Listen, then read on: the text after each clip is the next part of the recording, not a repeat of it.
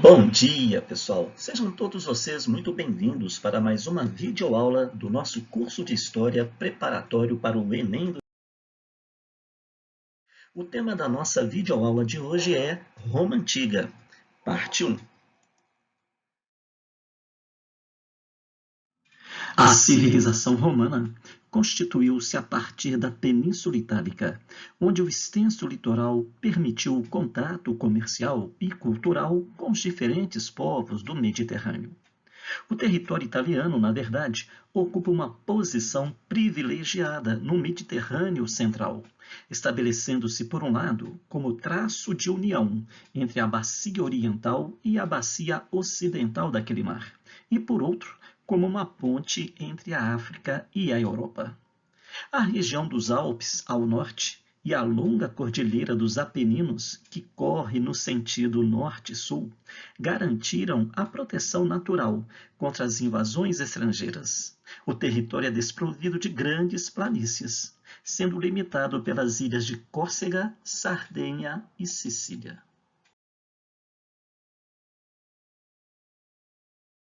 Diferentes grupos humanos que vão ocupar a Península Itálica. Dentre esses grupos, destacam-se os italiotas. Itália vem de italiota. Italiota, na verdade, é um nome de um dos grupos étnicos que ocupou o território. Essa região alaranjada aqui, ela vai ser toda ela ocupada pelos italiotas. Dentre os italiotas é que aparecem os latinos, os sabinos, os samnitas, dentre outros grupos.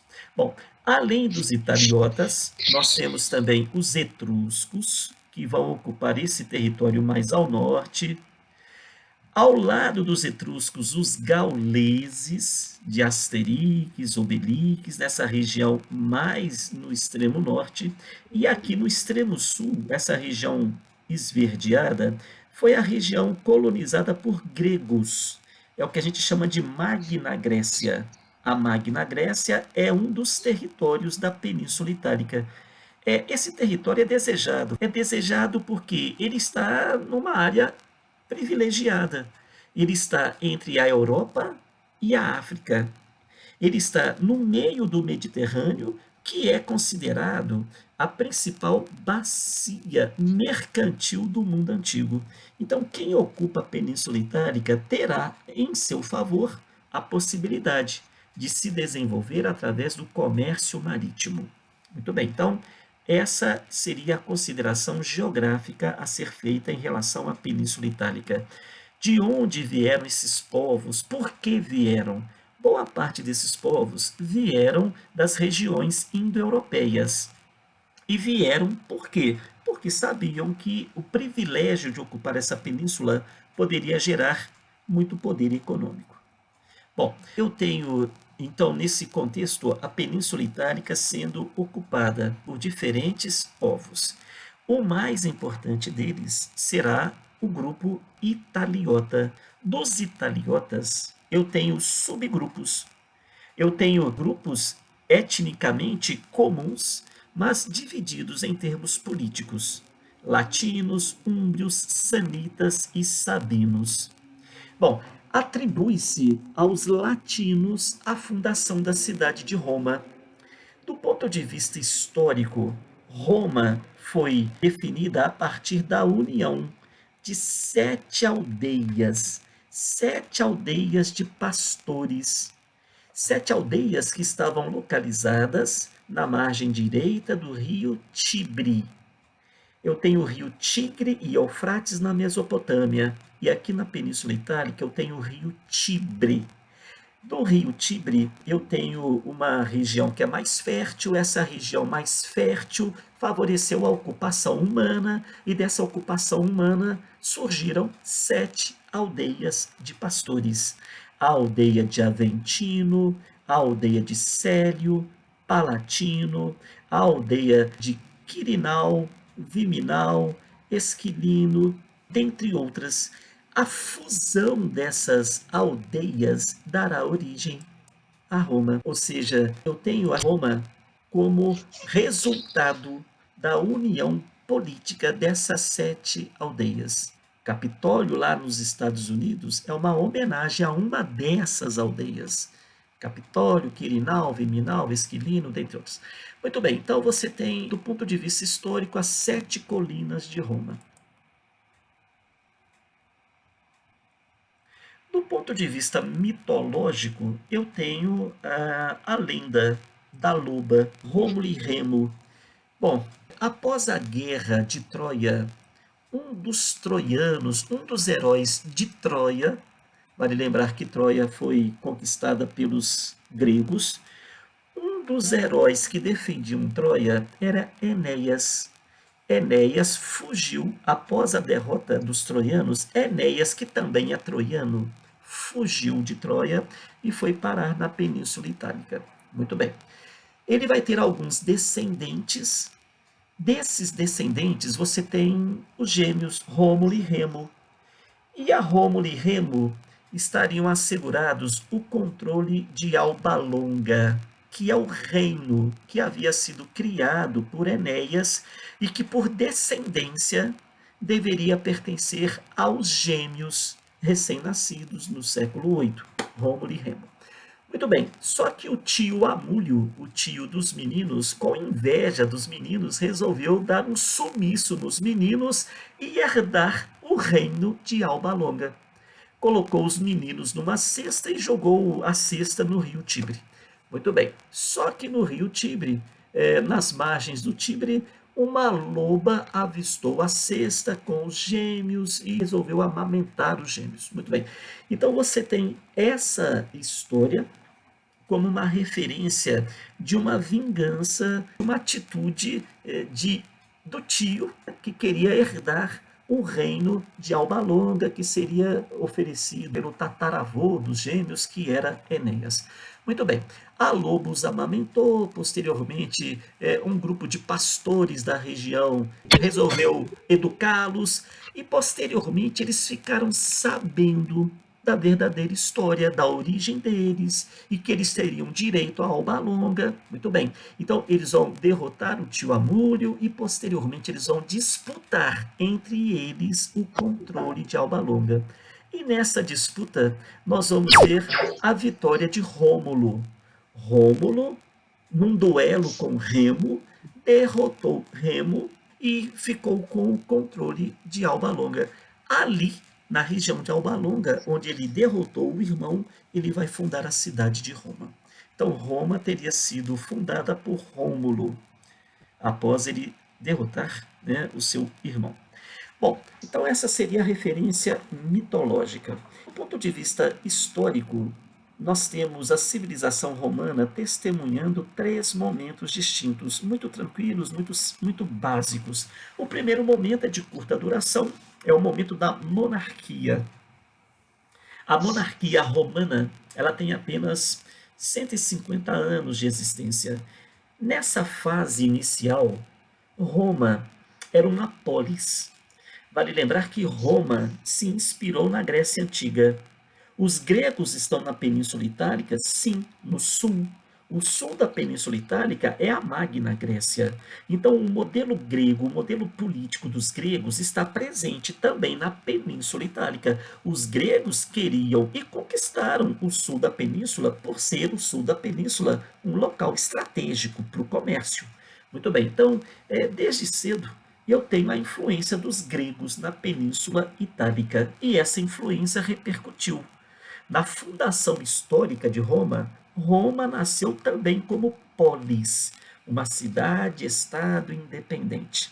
E essa polis, chamada Roma, ela vai testemunhar o governo de 7 monarcas.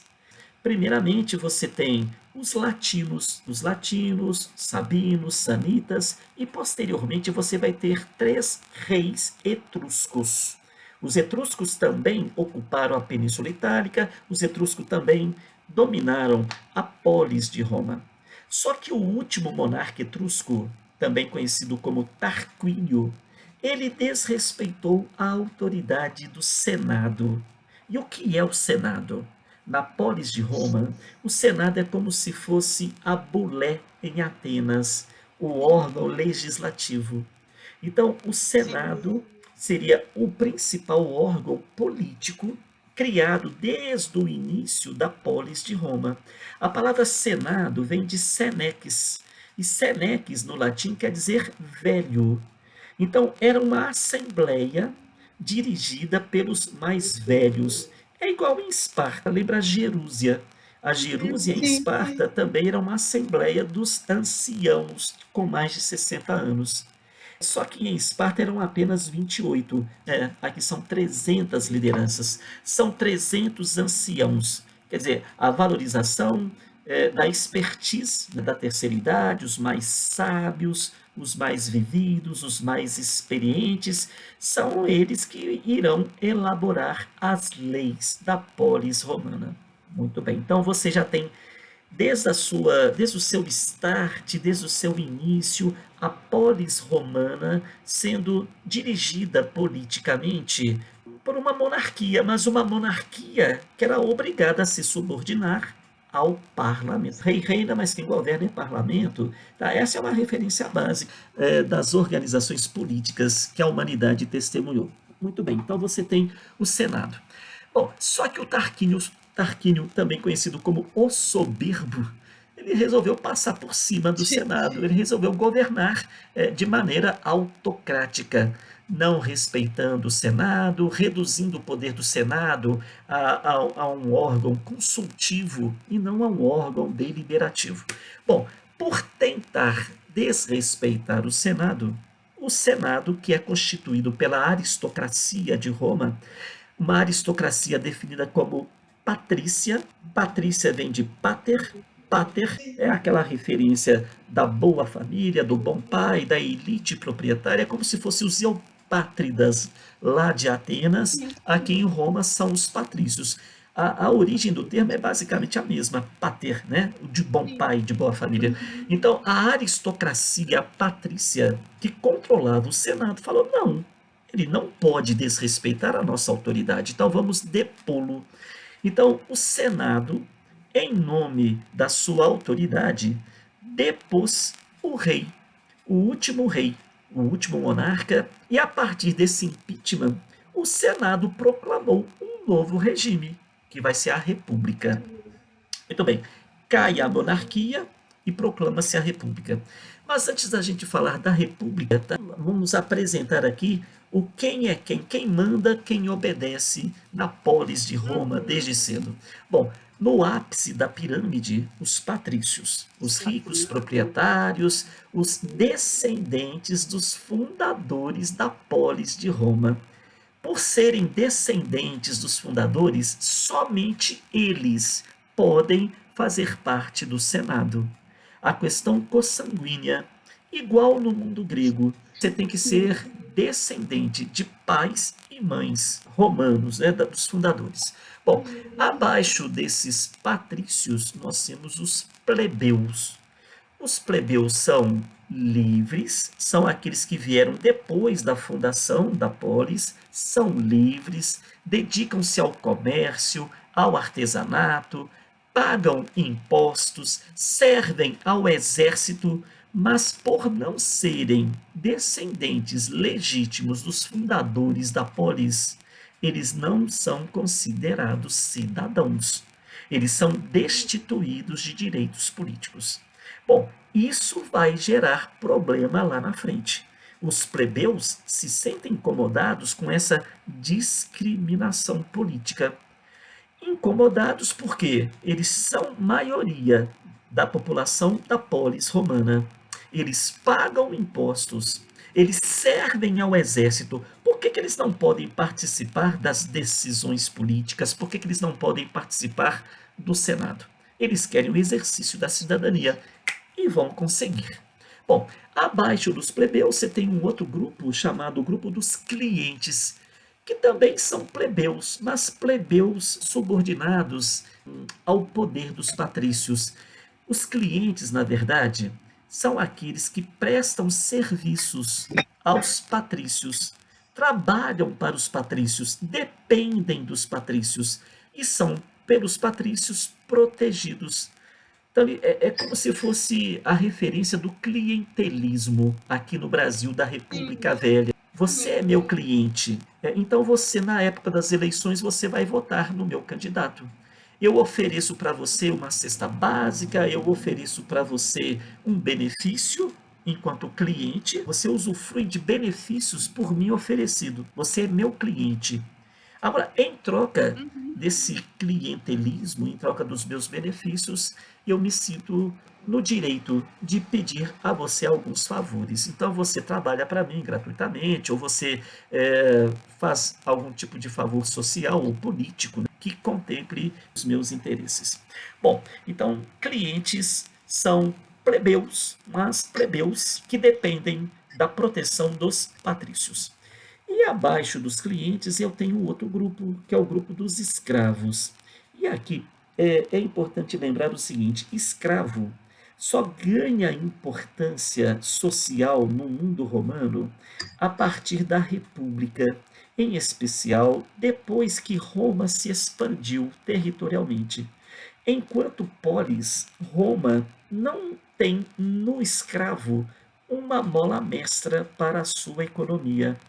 Quem gera riqueza em Roma até as guerras púnicas lá do século II a.C. serão os plebeus. A presença de escravos na monarquia é mínima, é desprezível. Durante a República, a presença de escravos também não foi tão grande. Do século V até o século II, né, a grande geradora de riqueza é a mão de obra do plebeu. Escravo só passa a ter importância, e vai ter muita importância, sim, mas a partir do século II a.C. Aqui no século VIII, do século VIII até o século II, predomina a mão de obra e a importância do trabalhador plebeu. Bom, quais são os órgãos, né, que fazem a polis romana funcionar? Primeiramente, o mais importante deles, o Senado. É como se fosse a bulé em Atenas. O Senado elabora a Sim. lei, o Senado é o grande condutor da política interna e externa. Todas as leis do Senado, assim como em Atenas, têm que ser discutidas e debatidas na Assembleia dos Cidadãos. O modelo é o mesmo. O Isso. Senado elabora, mas quem aprova é o cidadão. E como se chama a Assembleia dos Cidadãos na Roma Antiga? Comício. Vamos ao comício. O comício hoje é visto como uma concentração pública para escutar algum político fazer discurso. Olha, vai ter o comício do Lula, por exemplo. Tá, vamos lá prestigiar. Tá, beleza. Mas comício, na referência histórica romana, tá, é uma assembleia de cidadãos que vai sim debater uma proposta de lei elaborada pelo Sim. Senado. É isso, igual em Atenas. A bulé elabora a lei, a eclésia discute, debate, aprova Uhum. ou reprova. Então, Roma segue os mesmos passos aqui da Grécia Antiga. Sim. Muito bem, então você tem o Senado, você tem o comício, bom, e você tem os magistrados.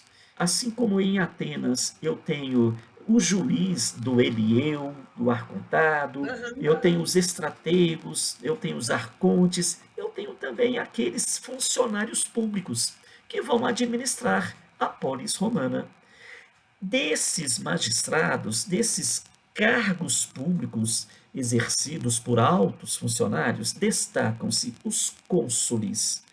O cônsul, ele é o prefeito, tá? Ele quem exerce o poder executivo. E aqui, como em Esparta, são dois cônsules, um fiscaliza o outro, para evitar abusos do poder, para evitar a Uhum. malversação da verba pública, coisas do gênero. Então, os cônsules, na polis romana, exercem o poder de executar as leis que foram criadas pelo Senado e aprovadas pelo comício. São os chefes militares, os comandantes que conduzem a polis de Roma. Paralelamente, você tem os pretores. Os pretores seriam os secretários de justiça. Tá? O pretor é aquele que é encarregado de fiscalizar a aplicação da lei.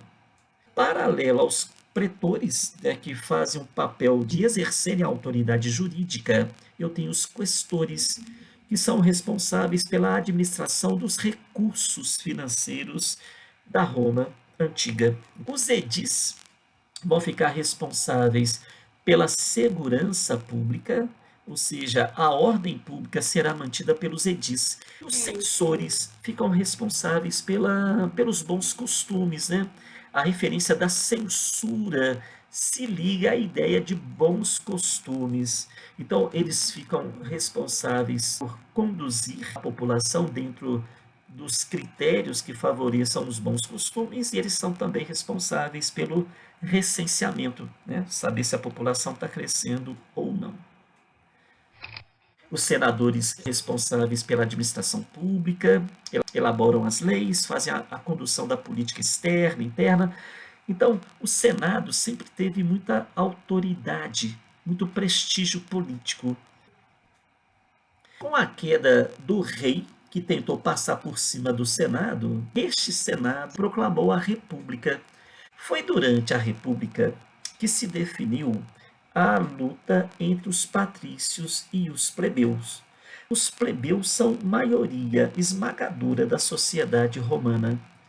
Os plebeus pagam impostos, os plebeus serviam ao exército, mas os plebeus não tinham direito de participar das decisões políticas da polis romana. Então, eu tenho os plebeus reagindo a essa discriminação. E essa reação, essa resistência dos plebeus, em nome dos seus direitos políticos, vai favorecer algumas conquistas graduais. A primeira delas é a definição dos tribunos da plebe. No século V, eu já tenho a polis romana como uma cidade que domina vários territórios. A Roma antiga do século V já é uma Roma que começa a praticar um certo expansionismo, cauteloso, né? Mas já começa a conquistar novos domínios. Os plebeus fazem parte dessas conquistas. Os plebeus fazem parte do exército romano, mas eles eram discriminados. Então, a pressão dos plebeus acabou favorecendo a definição da primeira conquista. Os patrícios que dirigiam o Senado, se sentindo ameaçados pelos plebeus, vale lembrar que os patrícios dependem dos plebeus para tudo, os patrícios do Senado decretaram então o cargo de tribunos da plebe. O tribuno é o senador que sai da plebe para ocupar a tribuna do Senado e defender os projetos dessa plebe. O tribuno da plebe, ele pode inclusive vetar projetos dos senadores patrícios que contrariem os interesses da plebe. Então, essa foi a primeira grande vitória dos plebeus, a definição de um representante dentro do Senado. O tribuno da plebe está lá para nos defender, para assegurar os nossos interesses. Posteriormente, no ano de 451, foram decretadas as primeiras leis escritas da sociedade romana. O primeiro código de leis escritas de Roma vai ser definido como Lei das 12 Tábuas. A Lei das 12 Tábuas não é nenhuma maravilha aos interesses dos plebeus, tá? Mas ela tem a virtude de ser um código escrito. E pelo fato de ser um código de leis escrita, é o primeiro código de leis escrita, isso impede com que os patrícios manipulem as leis consuetudinárias. Então, todo código de lei escrito é muito bem-vindo, porque ele está registrado, publicado, todos sabem de fato a referência da lei. Bom, o Código da Lei das 12 Tábuas, ele vai legislar sobre coisas básicas, né? Direito de posse, direito de propriedade, a autoridade do pai dentro da família, dívidas. Ele reforça, inclusive, a proibição do casamento entre patrícios e plebeus. Então, ele não traz muita novidade boa. mas ele consegue colocar na base jurídica aquilo que é de fato consensado entre os romanos. Aqui eu tenho uma referência daquilo que seria uma dessas tábuas da lei. Aqui eu tenho o cidadão romano exercendo o direito político de participar da Assembleia. Esse direito político, os plebeus, ele vai ser favorecido pelas leis que virão a partir, né, da lei das 12 tábuas. Aqui eu tenho o Fórum Romano. Se teve uma ciência que é original dos romanos, é a ciência jurídica. Tem lei para tudo na Roma Antiga. É a lei Canuleia, aí sim, né, a situação dos plebeus começou a melhorar. Pela lei Canuleia, eu asseguro igualdade civil, eu asseguro o direito de plebeus e patrícios, né, casarem-se. Então, essa é uma conquista, porque até então, um plebeu jamais poderia casar-se com uma patrícia, ou vice-versa. Bom, e posteriormente, você tem a lei Licínia. Aí melhorou mais ainda pela lei Licínia. E eu tenho o direito agora de participar das magistraturas. Eu, plebeu, posso ser nomeado pretor, posso ser nomeado censor, posso ser eleito para cônsul. Então, os cargos políticos da administração romana agora também podem ser ocupados por elementos plebeus. Bom, e por fim nós temos a escravidão por dívida também sendo anulada, porque a escravidão por si só compromete o exercício da cidadania. Bom, por fim, nós temos na luta pela igualdade de direitos entre patrícios e plebeus o exercício político de dois tribunos da plebe, os dois irmãos Tibério e Caio Graco. Tibério Graco é um senador, é um tribuno da plebe, que apresentou como estratégia para a construção de uma sociedade mais justa na civilização romana o primeiro projeto que se tem notícia é de reforma agrária. Então, é um tribuno da plebe que entendia que a construção da justiça social passa, sim, pelo direito da terra, o acesso à terra. Então, aquelas propriedades rurais que ultrapassarem 120 hectares, o que está em excesso aos 120 hectares poderá ser confiscado pelo Estado romano. O excedente da terra que foi confiscada será distribuída para os trabalhadores rurais. Então, é o primeiro lampejo de reforma agrária da história humana, a proposta do Tibério Graco. Posteriormente, o irmão dele defendeu a concessão gratuita do trigo para assegurar o pão, a produção de pão pelas camadas populares que não tinham condições econômicas de obterem o produto. Então você tem a lei fromentária, o trigo subsidiado pelo Estado.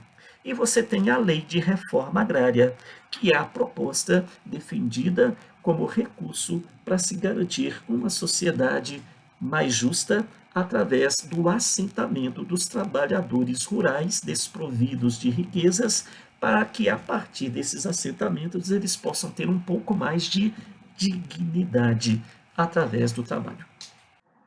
Muito bem, pessoal. Encerramos assim as nossas primeiras considerações sobre a civilização romana, parte 1. Muito obrigado a todos vocês, um grande abraço e até a próxima.